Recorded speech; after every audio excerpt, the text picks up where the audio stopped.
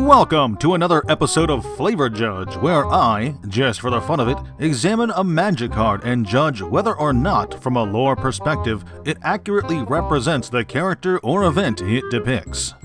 After her betrayal and death at the hands of the sun god Heliod, Elspeth ended up residing in the Therosian underworld.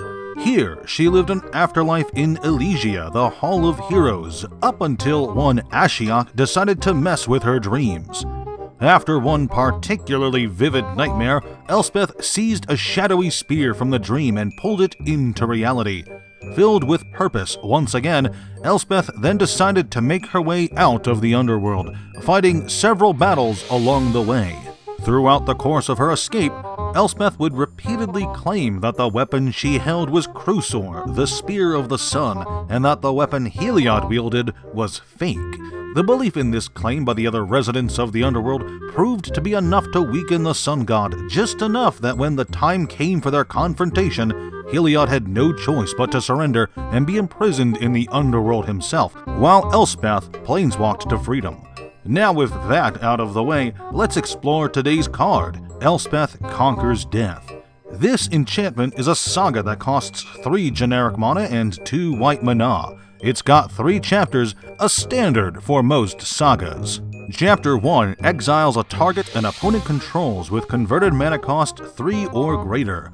Chapter 2 makes it so all non-creature spells your opponents cast cost 2 more mana to cast until your next turn. And finally, Chapter 3 returns a creature or planeswalker card to play from your graveyard and puts a +1/+1 counter or a loyalty counter onto it. Overall, I don't think this is a good representation of Elspeth's flight from the underworld. Yes, the final chapter does mirror her return to life as strong as ever, but the other 2 chapters don't really match up with the story.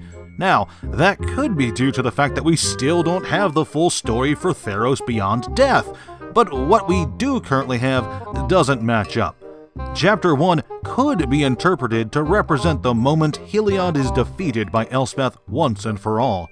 Both versions of Heliod are permanents with a CMC of 3 or more, and exiling both is the best way to be rid of them.